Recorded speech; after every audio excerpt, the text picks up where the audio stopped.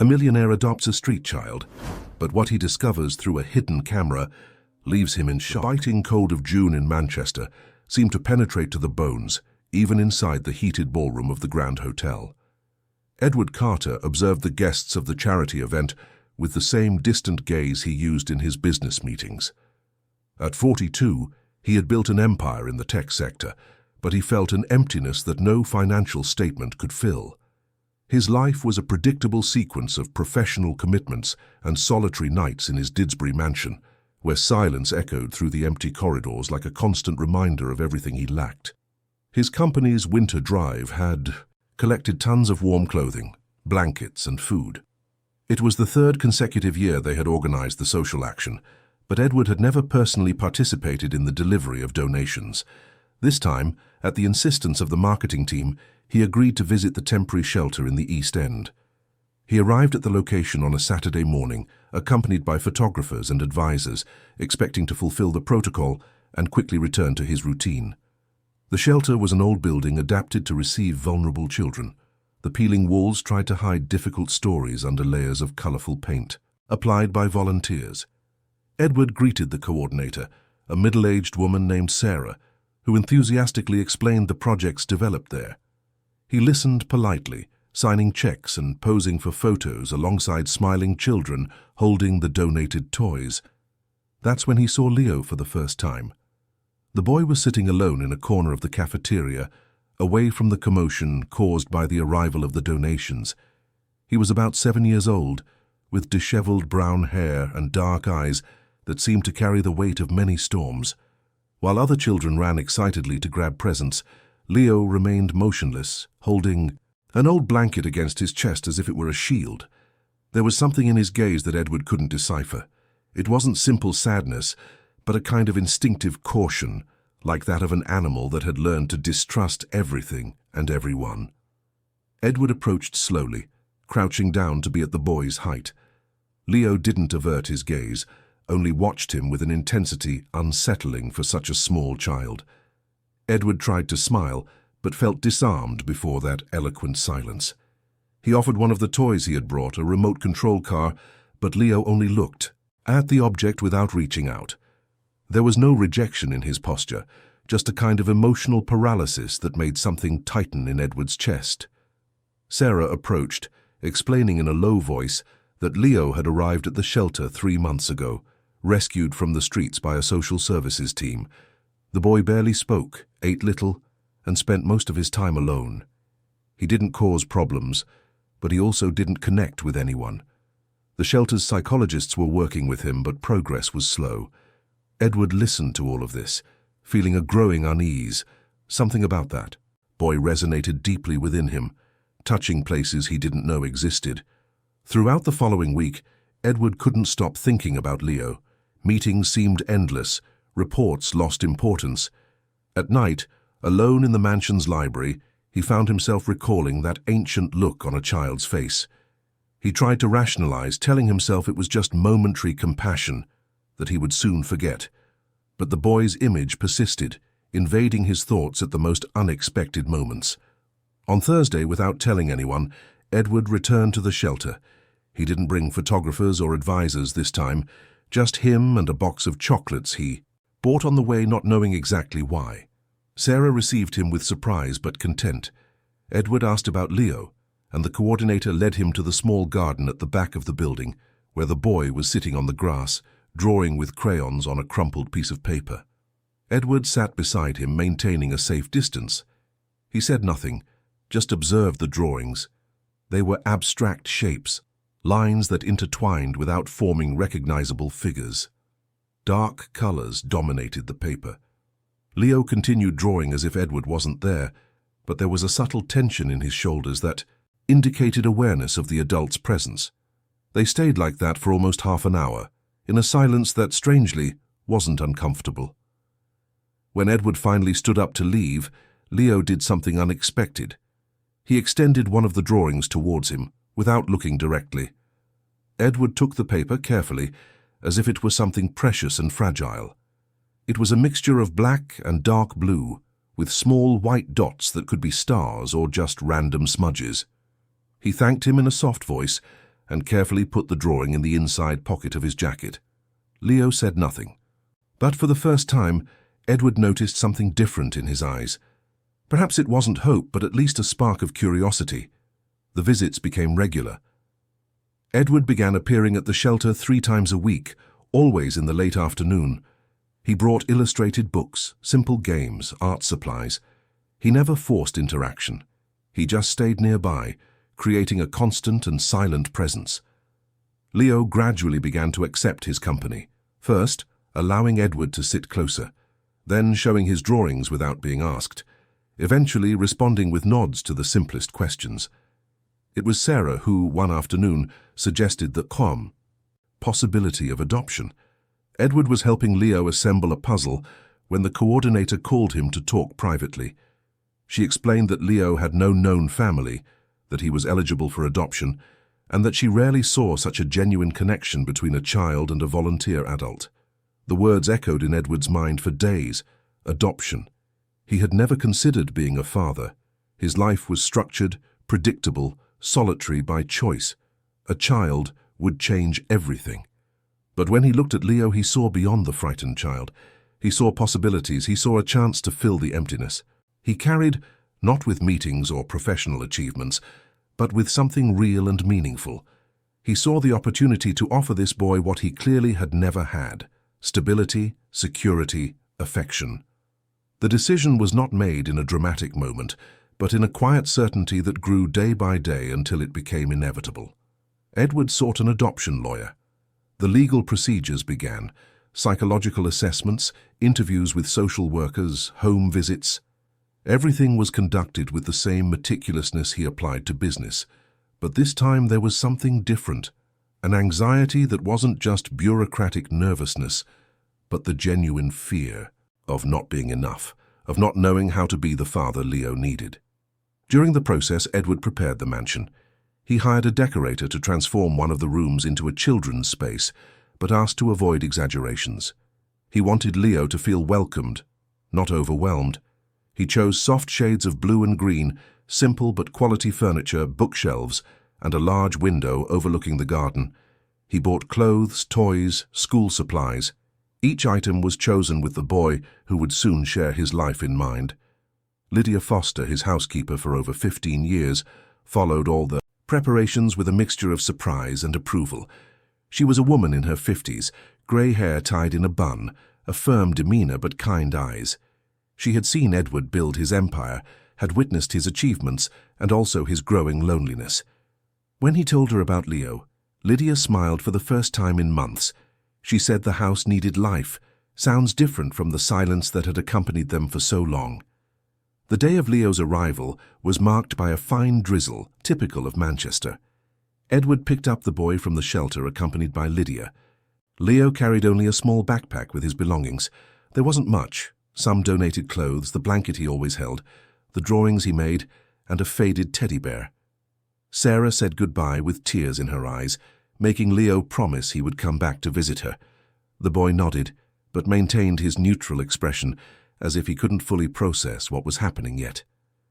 On the way to the mansion, Leo remained silent in the back seat, looking out the window at the city passing by in the rain.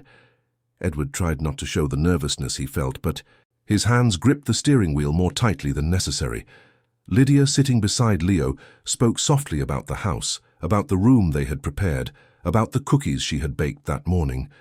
The boy listened without visibly reacting, but Edward noticed in the rearview mirror that he was clutching the teddy bear against his chest. When they arrived, the mansion was lit despite the grey afternoon. Edward carried Leo's backpack while Lydia guided the boy inside. Leo's small steps echoed in the entrance hall, timid and hesitant. Leo's adaptation to the new reality was a delicate and gradual process. In the first few days, the boy walked through the mansion's rooms with cautious steps, as if treading on sacred ground that could be taken away at any moment. Edward observed from a distance, resisting the urge to interfere or rush things. He had read somewhere that traumatized children needed time and space to build trust, and he was determined to respect Leo's pace. The room prepared for the boy remained practically untouched in the first few weeks. Leo slept with the door ajar, all the lights on. and often Edward found him sitting on the floor beside the bed, hugging his faded teddy bear instead of lying on the comfortable mattress. He didn't force the boy to change position. He just covered him with an extra blanket and left silently, leaving the door a little more open. Lydia became fundamental during this transition period. She had a special way with Leo, an infinite patience that came from years of caring for her own family before working for Edward. In the morning, she prepared breakfast, preferring simple, familiar dishes, buttered toast, hot chocolate, fruit cut into fun shapes. She never asked directly what Leo wanted, but she carefully observed what he ate and what he left on his plate, adjusting the menu accordingly. It was Lydia who discovered that Leo liked to stay in the kitchen while she worked. The boy would appear silently, sit on a stool in the corner, and watch. At first, she pretended not to notice his presence so as not to scare him. Then she began to narrate in a low voice what she was doing, as if talking to herself. She explained recipes, told stories about dishes her grandmother prepared, hummed old songs. Leo never responded, but his constant presence indicated that that space had become safe for him. Edward, in turn, learned to be a father through trial and error. He cancelled business trips, delegated meetings, completely reorganized his schedule to be present. Every night, even when Leo pretended to sleep, he sat in the armchair beside the boy's bed and read stories in a low voice. He chose illustrated books with simple narratives, adventures of talking animals, tales about friendship and courage. He never demanded that Leo pay attention. He just offered the words, letting the boy decide if he wanted to receive them. Over time, small changes began to appear. Leo started exploring the house with more freedom. He discovered the library and spent hours flipping through illustrated books, even though he couldn't read many words yet. He found the backyard garden and began spending afternoons watching the birds that visited the bird feeder that Lydia kept stocked. He still didn't speak much, but his eyes seemed a little less haunted, a little more curious about the world around him. A month after Leo's arrival, Edward decided to enroll him in school. He chose a private institution, known for its inclusion and psycho-pedagogical support department. He spoke at length with the coordinator, explaining the boy's situation, his silences, his socialization difficulties. The school team proved to be prepared and welcoming. Leo would start part-time, closely accompanied by specialized teachers. The first days of school were challenging. Leo came home tense, refused to comment on the day, and spent hours locked in his room. Edward felt helpless, questioning if he had made the right decision. It was then that Lydia suggested they give the boy time to process the changes. She reminded him that Leo was dealing with enormous transformations in a very short period. Patience, she insisted, was the best medicine. Gradually, school ceased to be a source of anxiety. Leo began to bring home drawings made in class, timidly mentioned the names of some classmates, and showed interest in activities. Edward participated in parent-teacher conferences with dedication, noted the teacher's guidance, and applied the strategies suggested by the psychopedagogue at home. He saw in Leo's slow but steady progress confirmation that he was on the right path. It was during this period of relative stability that Victoria Davies entered their lives. Edward met her at a charity dinner organized by an association of Manchester business owners.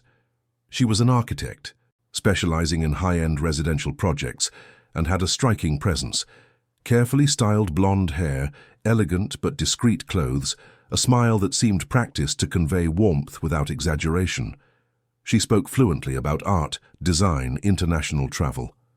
Victoria showed immediate interest when Edward casually mentioned that he had adopted a child. She asked questions that seemed genuine about how the experience was going, commented that she admired people with the courage to make such significant decisions, offered advice on how to adapt home environments to make them more welcoming for children. Edward, who rarely found people willing to listen about his new reality as a father, felt attracted by that attention. Their meetings became more frequent, occasional dinners, social events, walks in Heaton Park on Sundays. Victoria always showed interest in learning more about Leo, asked about his progress at school, suggested activities that could help the boy's socialization. Edward saw in her a possible partner, someone who could complement his journey as a father, offer the feminine presence that might be missing in Leo's life. When he finally invited her to dinner at the mansion, Edward prepared everything carefully. He asked Lydia to prepare a special menu, chose wines, and set the dining room table with an attention to detail he hadn't shown in years. He was nervous, and this surprised him. He had forgotten what the anxiety of wanting to make a good impression on someone felt like. Victoria arrived punctually, bringing flowers and a box of fine chocolates. She greeted Lydia with formal politeness, praised the house's decor, and commented on the garden view. Everything seemed to flow naturally until Leo timidly appeared at the living room entrance.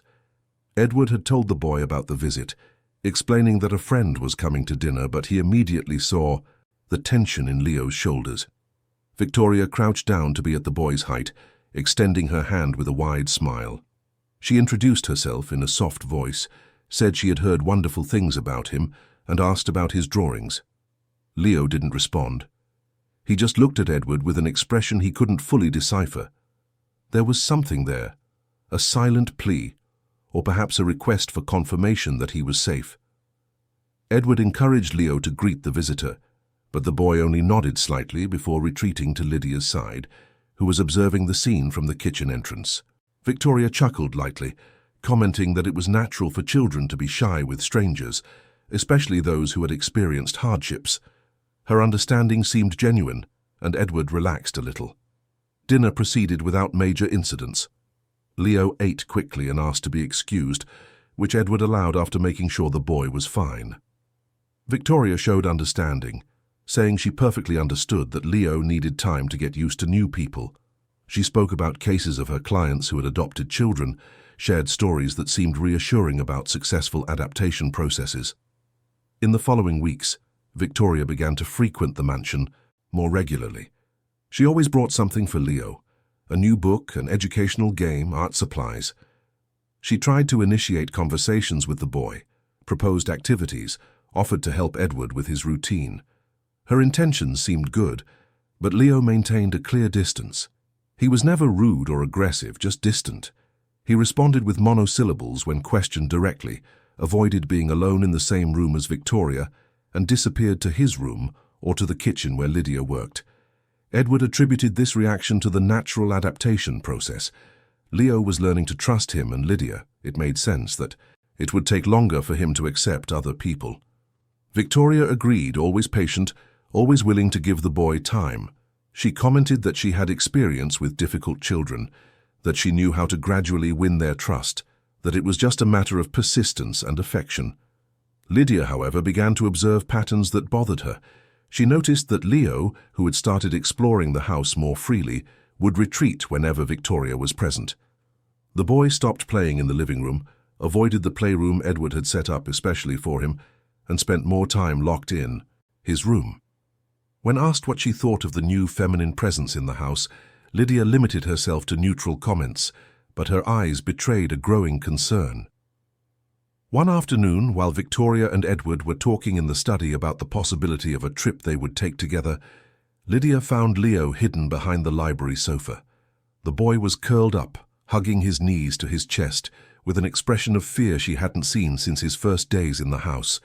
When she asked what had happened, Leo just shook his head, unable or reluctant to verbalize what he felt. Lydia helped the boy up, took him to the kitchen and prepared hot chocolate. She sat beside him without asking direct questions, just offering silent presence.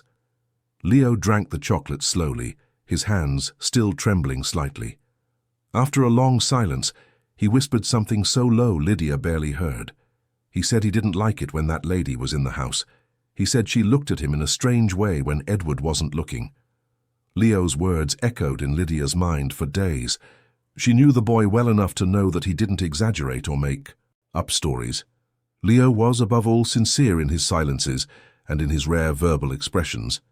But how to bring this concern to Edward without seeming like she was interfering in his personal life? How to express an unease based more on intuition than on concrete facts? Lydia decided to observe more carefully. She began to pay attention to details that might have gone unnoticed before. She noticed that whenever Victoria arrived, Leo immediately sought to be near a trusted adult, usually herself or Edward.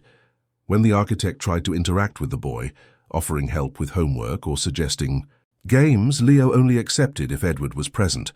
In moments when they were alone, even for a few minutes, the boy became visibly tense.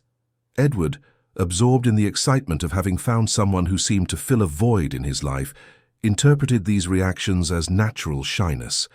Victoria reinforced this narrative with careful comments about how traumatized children often developed resistance to maternal figures, how it was a process that demanded patience and consistency.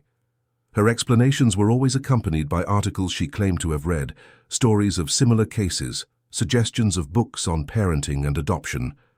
The relationship between Edward and Victoria deepened rapidly. She began to have keys to the mansion, justifying that this way she could help with Leo's routine when Edward needed to work late. She started leaving personal belongings around the house, a robe in the master bedroom closet, beauty products in the bathroom, architecture magazines in the living room. Her presence was gradually but constantly becoming permanent. Leo, on the other hand, showed growing signs of discomfort. His drawings, which had started to gain more vivid colors in recent months, reverted to being dominated by darker tones. The school teachers commented to Edward that the boy seemed more withdrawn lately, less participatory in group activities. The psychologist who accompanied Leo weekly also noted a regression in some aspects of his behavior, although the boy refused to talk about what might be bothering him. One Saturday morning, Edward woke up early to work on some urgent reports. Victoria had slept over for the first time, occupying the guest room as agreed. When he went down to the kitchen, he found her already awake, making coffee. She smiled, commented that she had heard Leo crying during the night and went to check if everything was all right. She said the boy was having nightmares, that she calmed him down and stayed with him until he fell asleep again. Edward felt grateful for Victoria's actions, but at the same time a pang of concern. Was Leo really having nightmares? Why hadn't he called him? He went up to the boy's room and found him still sleeping, but with a tense expression even in sleep. There were traces of dried tears on his face. When he woke up and saw Edward beside the bed, Leo clung to him with an intensity he hadn't shown in weeks. Edward spent that entire day with Leo, cancelling appointments he had scheduled. They did simple activities, watched cartoons, assembled puzzles, walked in the garden. The boy seemed calmer in his presence, but there was still something in his gaze that Edward couldn't reach. At night, when he went to put him to bed, Leo held his hand and asked in a low voice if the lady was leaving. Edward, not fully understanding the question, replied that Victoria would probably go home later. Leo just nodded and turned on his side, hugging his faded teddy bear. Victoria began to make suggestions about changes in Leo's routine. She commented that perhaps the boy needed firmer boundaries, that he was being too spoiled, that a lack of discipline might be contributing to his emotional instability. Edward listened, pondered, but something in those words didn't sound completely right. Lydia, when she heard these comments, maintained a neutral expression, but her hands gripped the dishcloth with contained force. The turning point began subtly. Edward noticed that Leo's personal belongings started appearing in strange places. His sketchbook, which the boy always carefully kept in his backpack, was found tossed behind the living room sofa. His favorite toys, neatly arranged on the bedroom shelf, appeared scattered on the floor. When he asked Leo about it, the boy just shrugged his shoulders as if he didn't know or didn't want to explain. Victoria suggested that Leo was becoming disorganized, that he needed to learn responsibility for his belongings. She offered to help educate him about order and care for things. Edward, still confident in her intentions, agreed that boundaries were important. But Lydia noticed something different. She noticed that these messes always happened when Victoria was alone with Leo in a room in the house. One afternoon, Lydia had to go out to resolve personal matters, leaving Edward working in the study and Victoria supposedly reading in the living room while Leo played in the playroom. When she returned, a few hours later, she found the boy sitting on the bathroom floor, curled up between the toilet and the wall. His clothes were stained with paint. There were traces of tears on his face, and he was holding his teddy bear so tightly that his knuckles were white. Lydia felt her heart clench. She knelt beside Leo and gently asked what had happened. The boy didn't respond immediately, just stared at a fixed point on the wall. After a long silence, he whispered that he had accidentally spilled paint, that the lady had gotten angry, that she said he was clumsy, and that Edward would be disappointed with him. Lydia felt anger rise but kept her voice calm. She assured Leo that accidents happen, that no one was angry with him, that Edward would never be disappointed by something so small. When Edward came down from the study later, Victoria reported the incident differently. She said that Leo had thrown paint on purpose, that he had a temper tantrum when... She suggested he put away the materials, that she tried to calm him down, but he locked himself in the bathroom. She described the situation as concerning behavior that might indicate more serious problems than everyone imagined. Edward looked at Leo, who kept his eyes down, and felt torn between two conflicting narratives. Lydia could no longer remain silent. When Victoria left that night, she waited for Edward to finish putting Leo to bed and asked to speak with him. For the first time in 15 years working in that house, she confronted her employer with a firmness that surprised both of them. She said she needed to talk about what she had been observing, that something wrong was happening when no one was paying attention. Edward listened, but his reaction was not what Lydia expected. He was tired, emotionally drained by the complexity of his new life as a father. Lydia's words sounded like criticism of Victoria, and he found himself defending her almost instinctively. He argued that Lydia might be being overprotective of Leo, that she saw problems where there was only the natural adaptation process of a developing family. He said that Victoria was trying to help, that her intentions were good, that he needed support and not more complications. Lydia backed down, but the words were said. The atmosphere in the house subtly changed after that conversation. Edward avoided meeting his housekeeper's gaze, feeling guilty but also irritated. Lydia continued to perform her duties with the same dedication, but there was a sadness in her eyes that hadn't existed before. Leo, sensitive to the tensions around him, withdrew even further. It was then that Edward made a decision that would change everything. In a meeting about property security, the technician who provided services to his company mentioned a new system of discrete cameras with superior image quality and cloud storage. Edward asked for detailed information. He didn't know exactly what he expected to find, but the unease planted by Lydia, combined with the changes in Leo's behavior, created a need to understand what was really happening when he wasn't present. He justified to himself that it was a standard security measure. Many houses had indoor cameras. There was nothing wrong with wanting to monitor the environments where his son spent time. But deep down, he knew there was something more. A suspicion he didn't want to name, a fear he tried to suppress. He installed the cameras at strategic points: the playroom, the living room, the hallway leading to the bedrooms. He didn't tell anyone about the system, not Lydia, not Victoria. He just activated continuous recording and went about his routine carrying the weight of that secret. In the following days, Edward found himself accessing the recordings during breaks at work.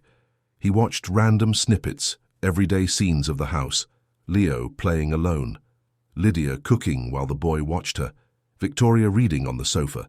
Nothing extraordinary. He began to feel foolish for having taken that measure, questioning if he wasn't being paranoid, if Lydia's words hadn't negatively influenced him. But then, in a recording from an afternoon when he had gone out for an important meeting, he saw something that made his blood run cold. The recording began seemingly normally. Victoria entered the playroom where Leo was building a tower of colorful blocks. The boy quickly looked at her and then refocused on his construction, his shoulders visibly tense. Victoria approached with measured steps, a smile that didn't reach her eyes. She began to talk about how Edward was working too much, about how she was there to help, to care for Leo as a mother would. Leo didn't respond, continuing to stack the blocks with slightly trembling hands. Victoria sat on the floor beside him, very close, invading the boy's personal space in a way that seemed calculated. She commented on the blocks, on the colors, on how he was a difficult child but that she had the patience to deal with it. The words were spoken in a soft, almost maternal tone, but there was something in their choice that made Edward clench his fists as he watched. Then Victoria reached out. Hand purposely knocked down the tower Leo had built. The boy froze, looking at the scattered blocks with an expression of shock. She chuckled lightly and said it was just a game, that he needed to learn not to take things so seriously. When Leo began to collect the blocks with mechanical movements, she picked up some of them and threw them away, saying he was too slow, that he didn't know how to play properly.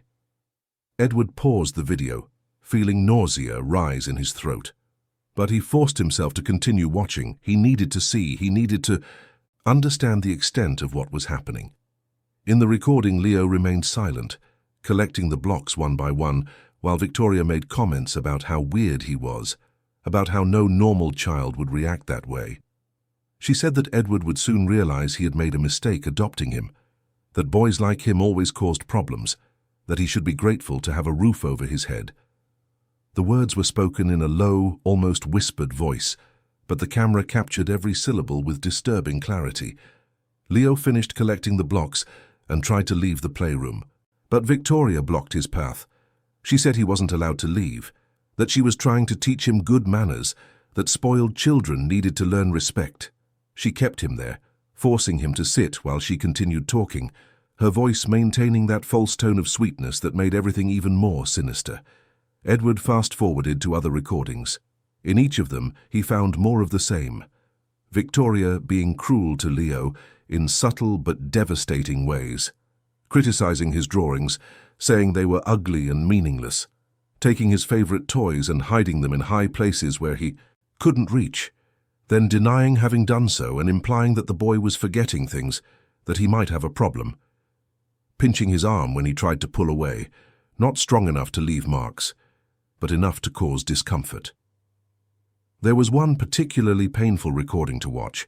Victoria picked up Leo's faded teddy bear, the one that had been with him since the shelter, and began to examine it with an expression of disgust. She said the toy was dirty, old, that children his age shouldn't sleep with stuffed animals anymore. When Leo reached out trying to get the teddy bear back, she kept it out of reach, playing with the visible despair in the boy's eyes. She finally returned the toy, but not before saying that Edward agreed with her, that he thought Leo needed to grow up. Edward paused the video again, his hands trembling. Tears of anger and guilt burned his eyes. How had he not noticed? How had he allowed that to happen in his own home, with the child he had sworn to protect? Every cruel word from Victoria, every manipulative gesture, every moment of psychological torture was there, documented, undeniable. And he had defended that woman when Lydia tried to warn him. He took a deep breath, trying to control the fury that threatened to consume him. He needed to think clearly. He needed to act intelligently to protect Leo from further harm. He looked at the clock. It was almost 11 at night. Leo had been asleep for hours. Victoria had gone to her apartment earlier that day. Lydia was in her room at the back of the property. Edward was alone with the devastating truth the recordings revealed. He copied all relevant videos to an external device and also saved them to the cloud. Then he got up and walked silently to Leo's room. He pushed the door open slowly, being careful not to wake him. The boy slept in a fetal position, the teddy bear clutched against his chest, his face still marked by a tension that didn't disappear even in sleep. Edward sat in the armchair beside the bed, observing that child who depended completely on him, who had trusted him to keep him safe, and felt the overwhelming weight of having failed in that basic promise. He stayed there for hours, listening to Leo's soft breathing silently, promising that he would fix this, that he would protect his son from any threat, even those disguised as affection, that he would never again doubt the signs the boy tried to communicate through his eloquent silence. When the sun began to rise, tinting the sky with pink hues visible through the bedroom window, Edward finally got up. He had a plan, and he would start executing it immediately. First thing in the morning, he sought Lydia in the kitchen. The housekeeper was preparing coffee as always, but there was a sadness in her movements that he immediately noticed. Edward apologized. Sincere apologies without trying to justify his previous blindness. He told her about the cameras, about what he had discovered, about how she was right and he should have listened. Lydia listened with tears in her eyes, not with satisfaction at being right, but with sadness for what Leo had suffered. They agreed that they needed to act carefully. They couldn't simply expel Victoria abruptly without first ensuring Leo received adequate psychological support to process the trauma. They also needed to handle the situation in a way that wouldn't cause the boy even more anxiety. Edward decided that he would first consult with Leo's psychologist, show her the recordings, and follow her professional guidance on how to proceed. The appointment with Dr. Patricia Stone was scheduled for that same afternoon, on an urgent basis. Edward arrived at the office carrying his laptop and a weight in his chest that felt physical. The psychologist, a woman in her 40s with decades of experience in childhood trauma, received him with the seriousness that the situation demanded. She watched the videos in silence, her professional expression not completely hiding the shock and anger she felt. When the videos ended, Dr. Stone took a deep breath before speaking. She explained that what Victoria was doing was a sophisticated form of psychological abuse, that she was systematically undermining Leo's self-esteem, making him doubt his own perceptions, emotionally isolating him.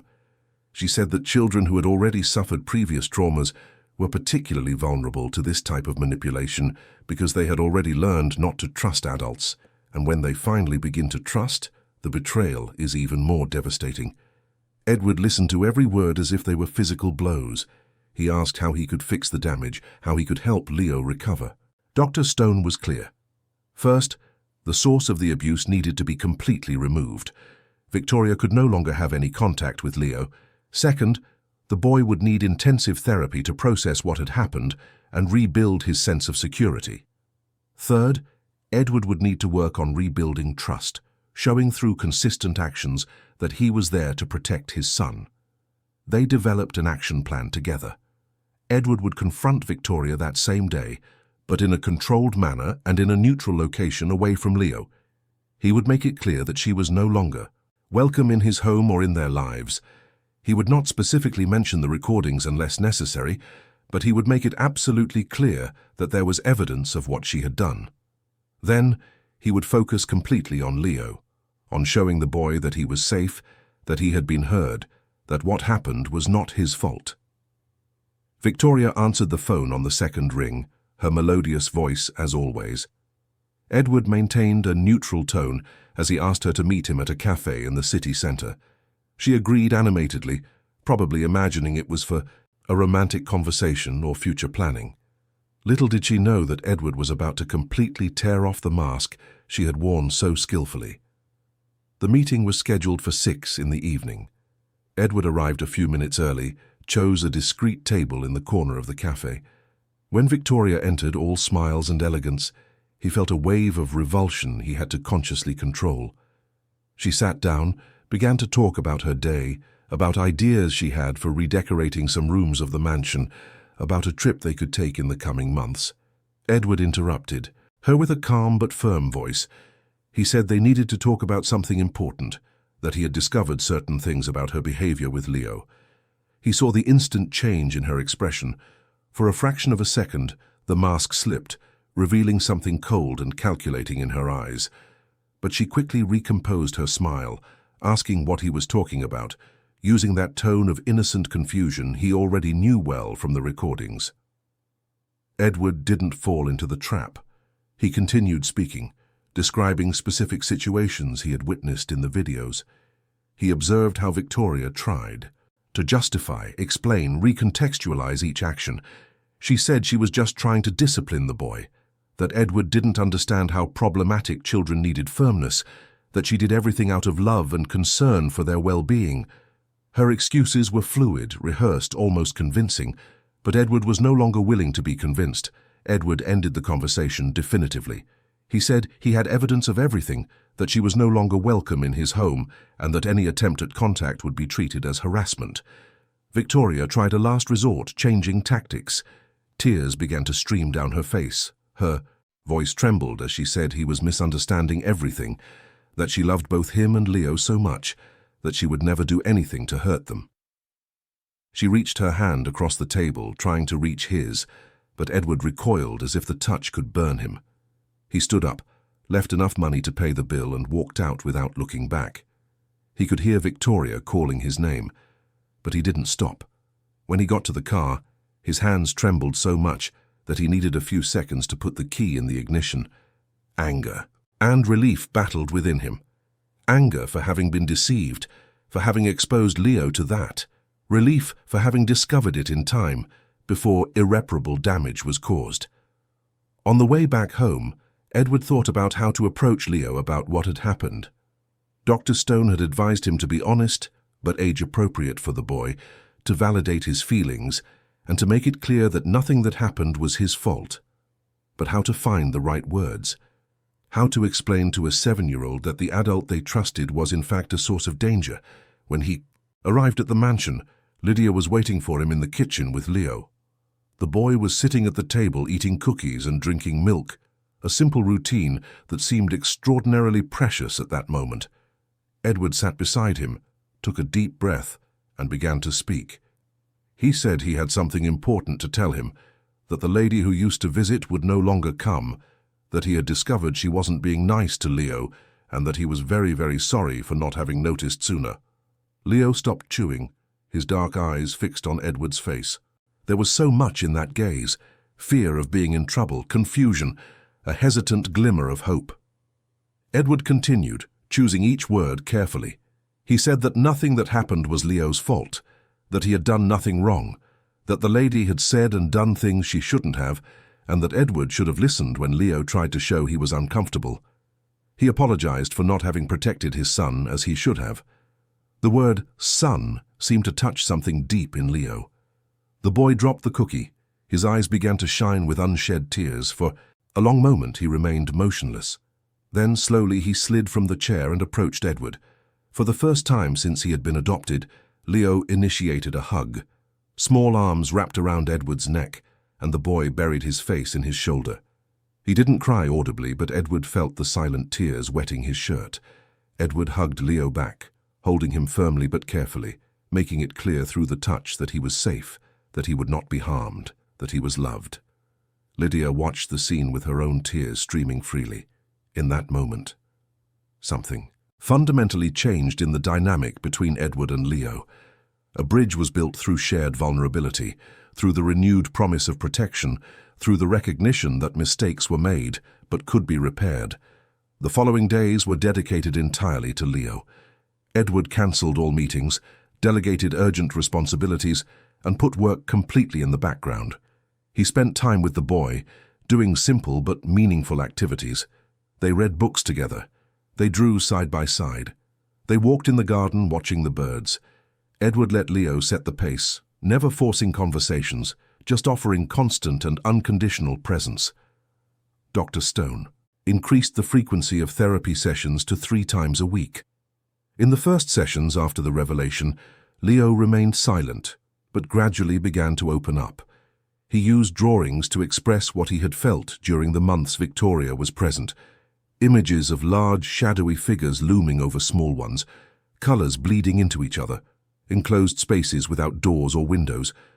The psychologist worked with Leo, helping him to name emotions, to understand that what he felt was valid, that his discomfort was an important signal his body and mind were trying to communicate.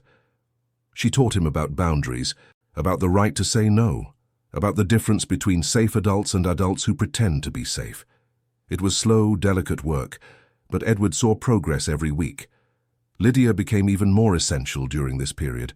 Her consistent presence, her predictable routine, her gestures of care offered Leo a sense of normalcy amidst the healing process. She never mentioned Victoria, never asked questions about what had happened. She simply continued to be the quiet, loving force she had always been, preparing favorite foods, leaving hidden chocolates for Leo to find, humming old melodies as she worked. As the weeks passed, subtle but significant changes began to appear. Leo started sleeping with the light off some nights. His drawings gradually incorporated more vivid colors. He began to speak more, not just monosyllables, but whole sentences sharing thoughts and feelings. At school, teachers reported that he was more participatory, that he had made friends, that he seemed like a different child from the beginning of the year. Edward also changed. The experience had transformed him deeply. He learned to trust his intuition, to truly listen when Leo communicated discomfort even without words. He became more present, not just physically, but emotionally. He discovered that being a father didn't mean having all the answers, but being willing to learn, to make mistakes, to apologize, and to try again. One evening, 3 months after the confrontation with Victoria, Edward was putting Leo to bed when the boy asked a question that caught him off guard. He asked if Edward regretted adopting him, if it wouldn't have been easier to continue alone without having to deal with all those problems. Edward felt his heart clench. He sat on the bed beside Leo and answered with absolute sincerity. He said that adopting Leo was the best decision he had ever made in his entire life, that yes, it had been difficult, that they had faced unexpected challenges, that he had made mistakes, but that every moment, every difficulty, every small achievement was absolutely worth everything. That before Leo, his life was empty of real purpose. That now, for the first time, he understood what it meant to love someone more than himself. That it was he who should be grateful for Leo having agreed to share his life with a man who was still learning to be a father. Leo listened attentively, his eyes, shining in the dimness of the room lit only by the moon-shaped nightlight. Then, for the first time since they met, he smiled. It wasn't a big or dramatic smile, but genuine, a smile that reached his eyes and completely transformed his face. Edward felt something break inside him, an emotion so intense he could barely name it. Love, gratitude, hope. Life began to take on a new, healthier, and more balanced rhythm. Edward established clear boundaries between work and personal life. He hired assistants to handle tasks he previously insisted on doing alone, freeing up more time to be with Leo. They started their own traditions: homemade pizza every Friday, walks in Heaton Park on Saturdays, reading before bed every night, without exception. Leo flourished under this loving and predictable routine. His vocabulary expanded. He began to ask questions about everything, demonstrating curiosity about the world that before seemed too threatening to explore. He discovered a passion for dinosaurs and spent weeks making Edward read encyclopedias about the Jurassic period. He learned to ride a bike in the garden, with Edward running alongside, holding the seat, until finally, on a sunny spring afternoon, he managed to pedal alone. School brought new achievements. Leo presented a project about his family in class, and Edward was invited to attend. He saw his son, once so quiet, speak enthusiastically about his home, about Lydia and her stories, about Edward and the adventures they shared. There were drawings taped to a poster. The mansion, the garden, 3 smiling figures representing his family. There was no room for anyone else there. It was the 3 of them, complete in themselves. Lydia, who was present at the presentation at Leo's invitation, discreetly wiped away tears. Edward felt a lump in his throat watching that boy. He had found so broken, so distrustful, now speaking confidently about belonging and love. All the difficulties, all the mistakes, all the fears were worth it to reach that moment. Victoria tried to make contact a few times in the first weeks after the confrontation. Messages that varied between apologies and accusations, between pleas for a second chance and veiled threats. Edward blocked all numbers from which she tried to call, set up email filters, and instructed the mansion's security not to allow her entry under any circumstances. He consulted a lawyer about the possibility of a restraining order, but fortunately, after a month of silence in response, Victoria seemed to finally accept that there was no way back. Her absence brought palpable relief to the entire house. It was as if a shadow had been lifted, allowing the light to fully enter. Leo didn't ask about her, and Edward didn't mention her. 2 years had passed since that day at the cafe. 2 years of rebuilding, healing, and discovering what it meant to be a family. Edward was in the garden, sitting on a wooden bench under the shade of a flowering laburnum tree, watching Leo play with a dog they had adopted 3 months earlier. The animal, a medium-sized stray found on the streets, had been Leo's idea. The boy argued that he too had been rescued from the streets, and that perhaps he could help another being who needed a home. The dog, named Thor by Leo himself, ran in circles chasing a red ball that the boy threw tirelessly. Leo's laughter echoed through the garden, a sound Edward never tired of hearing.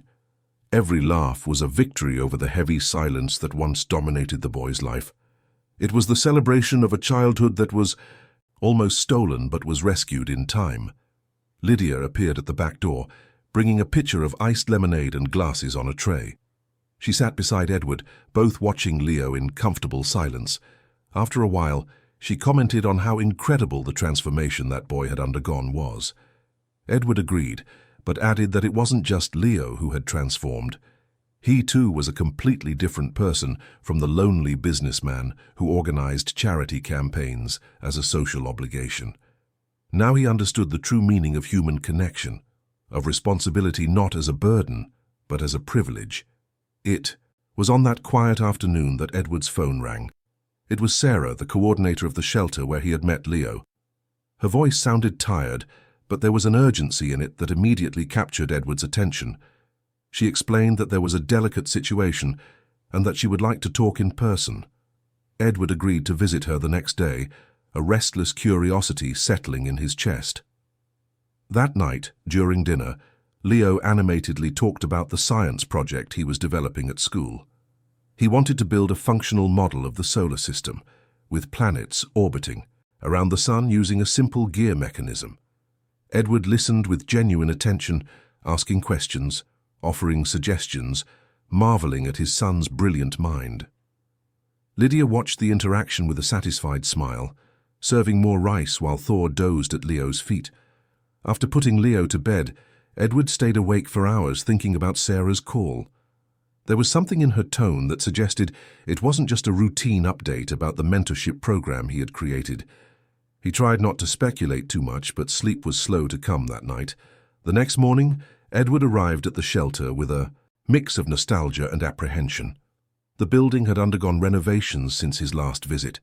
The peeling walls now boasted new, vibrant paint.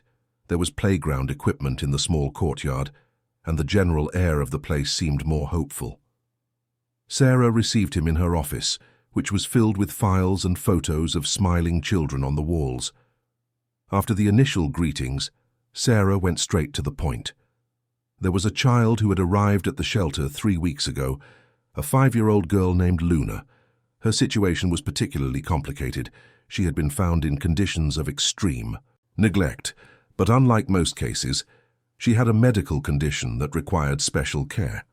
Luna had been born with a congenital heart malformation that had already undergone 2 corrective surgeries, but would still need constant medical monitoring and possibly more interventions in the future. Sarah explained that because of Luna's condition, finding a family willing to adopt her was proving extremely difficult. Many families were scared off by the medical responsibility, the potential costs, the fear of not being able to handle emergencies. The girl was at the shelter, receiving adequate care, but Sarah knew that what she really needed was a family, stability, love that went beyond institutional care. Edward listened with growing attention.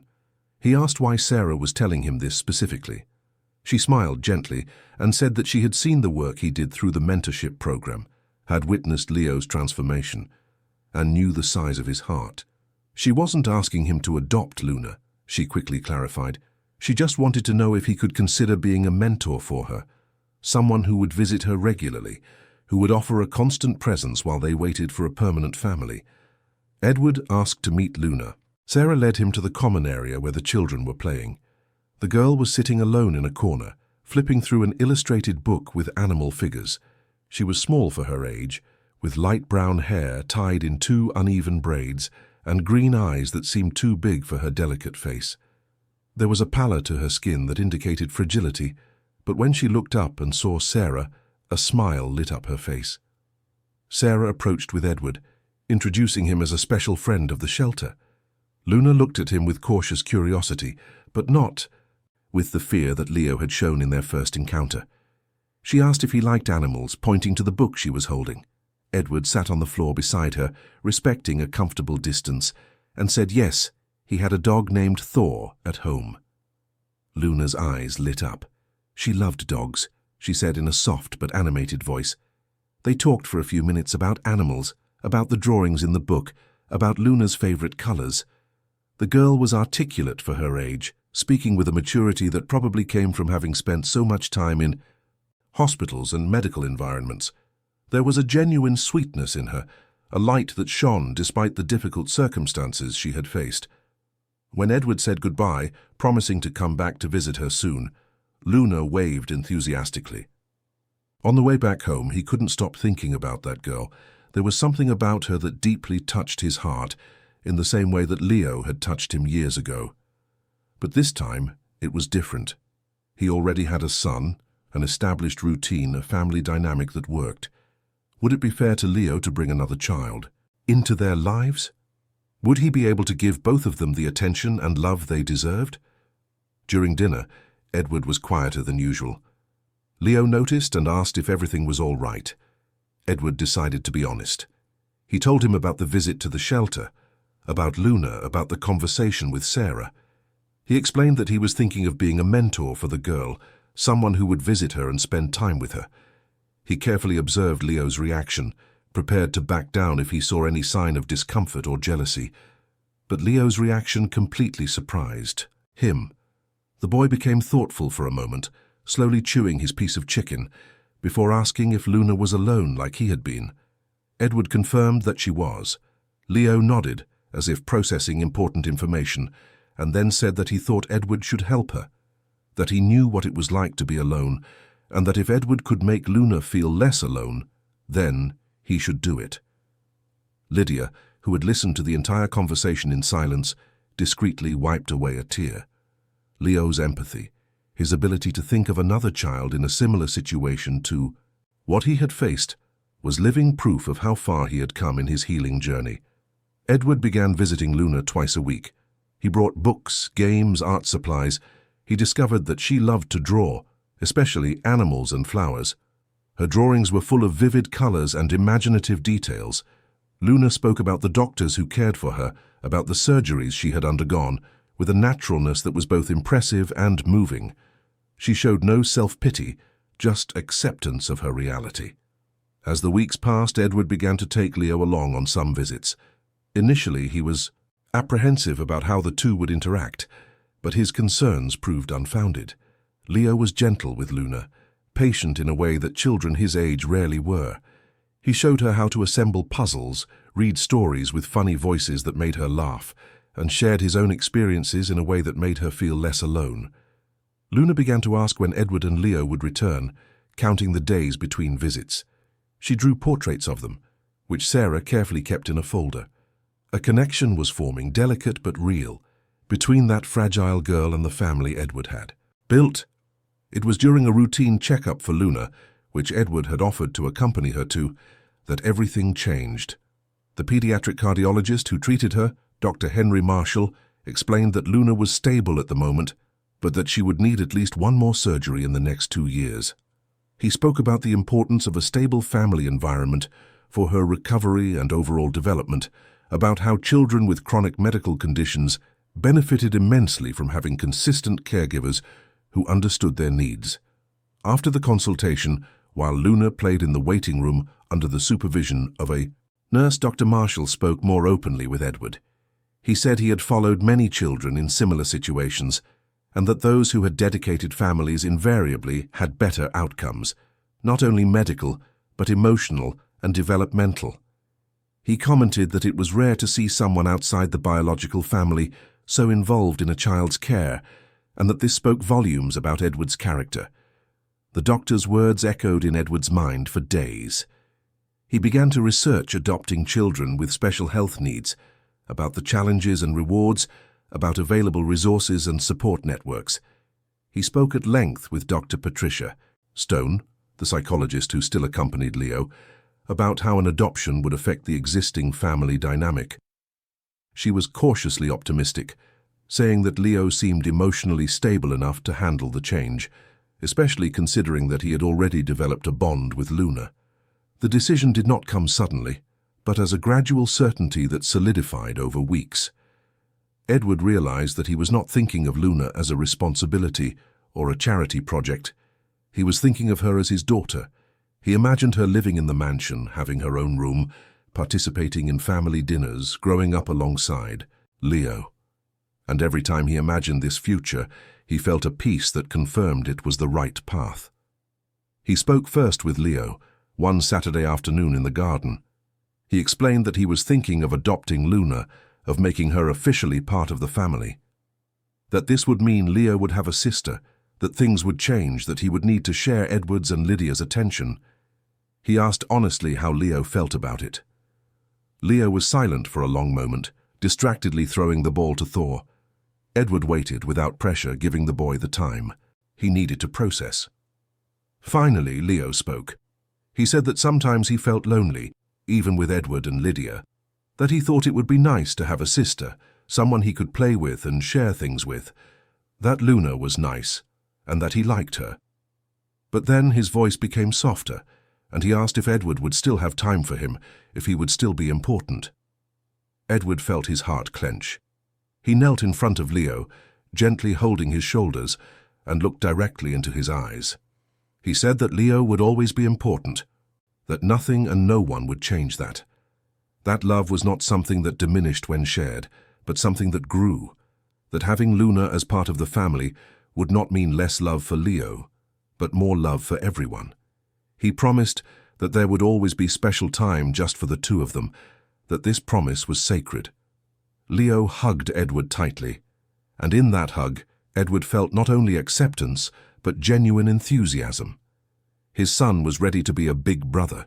He was ready to share the love he had received with another child who desperately needed it. Lydia was the next person Edward spoke with. He found her in the kitchen, as always, preparing dinner. When he explained his decision, she stopped what she was doing and looked at him with those wise eyes that had seen so much over the years.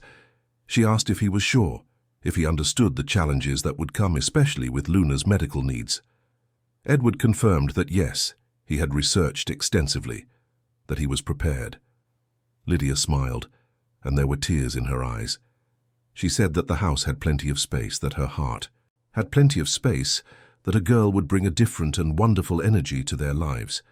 She immediately offered to help with everything necessary, to learn about Luna's medical care, to be the constant feminine presence the girl would need. Edward hugged his housekeeper, grateful to have someone so dedicated and loving by his side.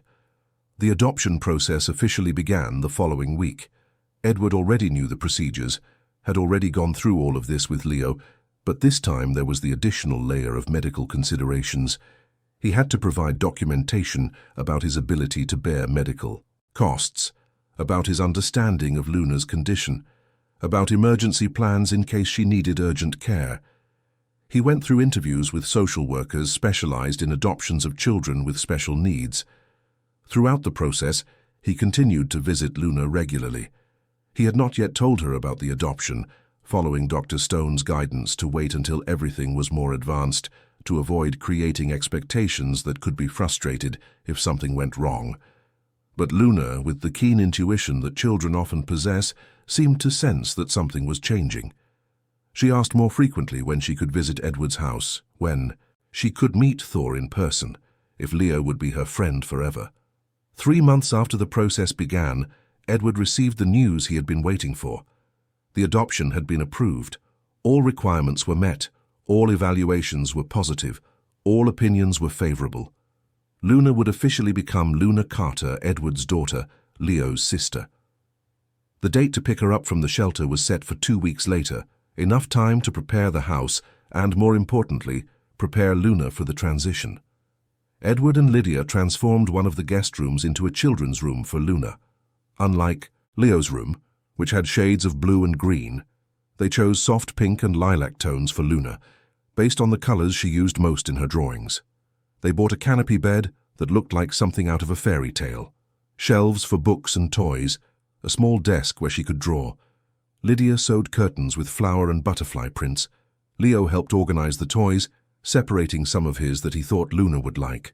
When they finally told Luna about the adoption, it was on a quiet afternoon in the shelter garden. Edward, Leo, and Sarah were present. Edward knelt in front of Luna and in a soft but clear voice explained that he had something very important to tell her. He said that he and Leo would love for her to come live with them, to become part of their family forever, that she would have her own room, that she would be Leo's sister, that Lydia would take care of her, that Thor would be her dog too. Luna looked at him with those enormous green eyes, processing the words. Then she looked at Leo, who smiled encouragingly and said he was excited to have a sister. The girl looked back at Edward, and her voice was almost a whisper when she asked if it was real, if she could really stay with them forever. Edward confirmed, tears burning in his eyes. Luna threw herself into his arms, hugging him with surprising strength for someone so small and fragile. The following days were a mix of practical and emotional preparations. Edward met with Dr. Marshall to establish a plan for Luna's continuous medical care. He arranged for her to continue being attended by the same medical team, ensuring continuity of treatment. He installed a medical alert system in the house, prepared an emergency kit, and memorized all the warning signs that could indicate cardiac complications. Lydia prepared special meals suited to Luna's nutritional needs, consulting a pediatric nutritionist. She learned about the physical activity limitations the girl had, about how to monitor signs of fatigue, about the importance of maintaining a consistent routine to reduce stress. Leo, in turn, emotionally prepared to be a big brother. He spoke with Dr. Stone about what this would mean, about how to help Luna adapt, about how to deal with his own feelings if he sometimes felt left out. The psychologist assured him that it was normal to have mixed feelings, that the important thing was to communicate them. The day to pick up Luna from the shelter arrived on a sunny October morning. Spring was transforming Manchester into a garden of vibrant colors, and it seemed appropriate that Luna was starting her new life in a season of renewal and growth. Edward, Leo, and Lydia arrived at the shelter together. Luna was waiting for them with a small pink backpack that Sarah had bought for her, containing her few belongings: donated clothes, some drawings, a stuffed rabbit she had received from a nurse at the hospital. The goodbyes were emotional. Sarah hugged Luna for a long time, whispering words of encouragement. Other children from the shelter waved, some with obvious envy, others with genuine happiness for their friend. Luna cried a little, not from sadness, but from the emotional intensity of the moment. Edward picked her up, something he rarely did because of her heart condition, but which at that moment seemed necessary. She buried her face in his shoulder, and he felt the absolute trust she placed in him. On the way home, Luna was quiet. In the back seat, sitting beside Leo, the boy held her hand, pointing out the window and naming the things that passed by: trees, cars, buildings, birds. Gradually, Luna began to relax, to ask questions, to show curiosity about the city that would now be her home. When they arrived at the mansion, Luna's eyes widened. She had never been in such a large house. Edward took her on a tour, showing her each room, explaining that she could explore freely, that this was her home now. When he opened the door to the room they had prepared for her, Luna let out a cry of joy. She ran inside, touching everything with reverence: the canopy of the bed, the soft curtains, the new books on the shelves, the collection of colored pencils and drawing papers on the desk. Leo showed her the toys he had set aside, explaining how each one worked. Luna listened attentively, her eyes sparkling with happiness. When Thor appeared at the bedroom door, curious about the new presence in the house, Luna was ecstatic. The dog, as if understanding that he needed to be gentle, approached slowly and let her pet him, his tail wagging softly. The first dinner as a family of 4 was a special occasion. Lydia prepared Luna's favorite dish, which she had discovered during the visits: pasta with homemade tomato sauce and meatballs. The table was carefully set, and there was even a small decoration with flowers from the garden. During the meal, Luna spoke animatedly about her room, about Thor, about how happy she was. Leo contributed with his own stories, and Edward and Lydia watched with full hearts. Luna's adaptation was surprisingly smooth, especially considering her previous experiences. Unlike Leo, who had arrived carrying deep traumas and distrust, Luna seemed to have a natural ability to trust and connect. Perhaps it was her younger age, or perhaps the fact that despite the neglect she had suffered, she had been surrounded by caring medical professionals who treated her with kindness. The first few weeks established a new routine. Edward woke up early to prepare Leo for school, then spent time with Luna before going to work. Lydia took on the responsibility of taking Luna to regular medical appointments, quickly learning the medical language and necessary protocols. Leo, when he returned from school, often spent time playing with Luna, a sibling, dynamic that developed naturally. Luna began attending a specialized preschool that had experience with children with special medical needs. Initially, Edward was apprehensive, but the school proved to be wonderful. The teachers were trained to recognize signs of fatigue or discomfort. There was a full-time nurse, and activities were adapted to ensure that Luna could participate without overstraining her heart. Evenings became a sacred time for family connection. After dinner, everyone gathered in the living room. Sometimes they watched movies together, Luna nestled between Edward and Leo on the sofa, Thor at their feet. Other times, they played board games, adapted for Luna's age. And always, without exception, there was the bedtime reading ritual. Edward read to Luna in her room, then went to Leo's room for his special time with him, keeping the promise that there would always be moments just for the two of them. Luna's medical challenges became part of the family routine. There were some trips to the emergency room when she showed worrying symptoms, moments of panic when Edward feared the worst. But each time, the medical team stabilized her, and Luna demonstrated impressive resilience. She understood her condition in a way that children her age normally wouldn't, cooperated with treatments and communicated when she wasn't feeling well. Leo proved to be an exceptional big brother. He was protective without being suffocating, careful without making Luna feel fragile. When other children at school asked about his sister, he proudly explained her condition, educating his classmates about empathy and inclusion. Dr. Stone commented to Edward that the experience of being a big brother was significantly contributing to Leo's ongoing emotional development. 6 months after Luna's arrival, the family faced its biggest challenge. Luna needed to be hospitalized for a planned cardiac surgery, which was nonetheless frightening. It was a procedure to correct a valve that was not functioning properly, necessary to ensure her long-term quality of life. The days before the surgery were tense. Edward tried to maintain a facade of calm, but Lydia saw through it. Leo was visibly worried, asking questions about what would happen if Luna would be okay. Edward was honest with him, explaining that there were risks, but that the doctors were very good and would do everything to take care of her. Luna, surprisingly, was the calmest of all. She had undergone surgeries before. She knew the process. The night before the procedure, when Edward put her to bed in the hospital, she held his hand and said she wasn't afraid because she knew he would be there when she woke up. The absolute trust in her voice almost broke Edward. The surgery lasted 6 hours. Edward, Leo, and Lydia waited in the waiting room, each minute seeming like an eternity. Leo tried to distract himself with games on the tablet, but his eyes constantly turned to the door through which the doctor would eventually appear. Lydia prayed silently, her lips moving in ancient prayers. Edward just waited, each beat of his own heart, a reminder of the delicate organ the surgeons were repairing in his daughter. When Dr. Marshall finally appeared, still wearing surgical scrubs, his tired smile brought immediate relief. The surgery had been a success. Luna was stable, would be taken to the pediatric ICU for recovery, but everything had gone as planned. Edward felt his legs weaken, and Lydia had to hold him. Leo cried openly, tears of relief streaming down his face. Luna's recovery was slow, but steady. She spent a week in the hospital, Edward practically living in the room with her. Lydia, bringing homemade food, Leo visiting every day after school. When she was finally discharged, the entire house seemed to celebrate. Lydia had decorated with balloons and welcome back banners.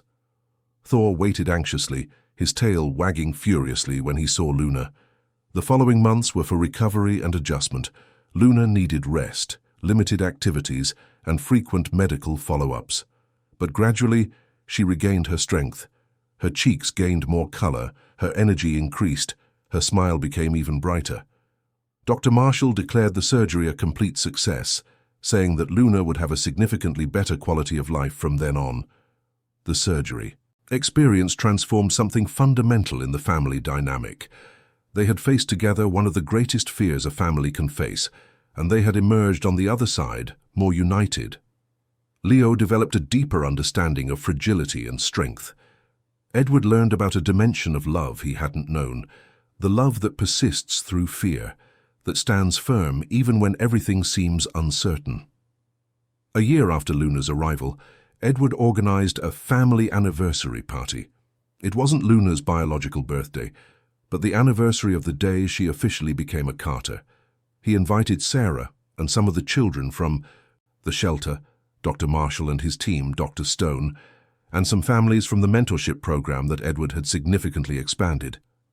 The mansion garden was transformed into a festive space, with colorful decorations, tables full of food, and soft music playing in the background. Luna was radiant in a new dress, her hair tied back with a flower tiara that Lydia had made. Leo stayed by her side, proud to introduce his sister to everyone. During the party, Edward made a toast. He thanked everyone who had been part of the journey, who had supported his family in big and small ways. He spoke about how his life had been transformed not once but twice by children who needed love and who, in return, gave him more than he could ever have imagined. He looked at Leo and Luna, his children, and felt a gratitude so profound that he could barely express it in words. Sarah approached him later, tears in her eyes, and said that this was what she dreamed of for every child in the shelter. Not just a roof and food, but a real family, unconditional love, the chance to flourish. Edward promised that he would continue, working to expand the mentorship program to create more stories like his. As the party continued, Edward observed his family. Lydia chatted animatedly with Dr. Marshall about heart-healthy recipes. Leo and Luna played with Thor and other children, their laughter filling the air. Friends and supporters circulated, celebrating not just a date, but living proof that love and dedication could transform lives. That night, after everyone had left and the children were sleeping, Edward walked alone through the garden. He looked at the mansion, its windows lit, and thought about how that space, which once echoed with loneliness, now overflowed with life, love, and purpose. He thought about the man he was 3 years ago, successful but empty, and the man he had become, a father, a protector, someone whose life had meaning that transcended financial statements and professional achievements. The future would still bring challenges, he knew. Luna would need more medical follow-ups, possibly more surgeries. Leo would continue his own healing process, working through traumas that would never completely disappear. There would be difficult moments, mistakes to be made and corrected, lessons to be learned. But Edward knew, with a certainty that came from the depths of his soul, that they would face everything together, as a family, as they should be. When he went back inside, he checked both rooms. Leo slept deeply, Thor curled up at the foot of his bed. Luna was awake, looking out the window at the stars. Edward sat on the edge of her bed and asked if everything was all right. She smiled and said she was thinking about how lucky she was, that she had a father, a brother, a home, a dog, that she was happy. Edward kissed her forehead, adjusted the blanket around her, and whispered that he was the lucky one, that she and Leo had given him the greatest gift anyone could receive, the chance to love and be loved back, the opportunity to make a real difference in someone's life, the privilege of being called Dad. As Luna closed her eyes, a soft smile on her lips, Edward remained there for a few more minutes. He watched her breathing become deeper and more regular, her face relax in sleep. Then, silently, he got up and went to his own room, his heart filled with a peace he had never known before becoming a father. Outside, the city of Manchester slept under a starry sky. Inside the mansion in Didsbury, a family rested, united not by blood but by choice, by love, by a daily commitment to be present for each other. And that night, as on every night since Leo and Luna entered his life, Edward fell asleep knowing that he had found his true purpose, his true home, not in walls and roofs, but in the hearts of those he loved.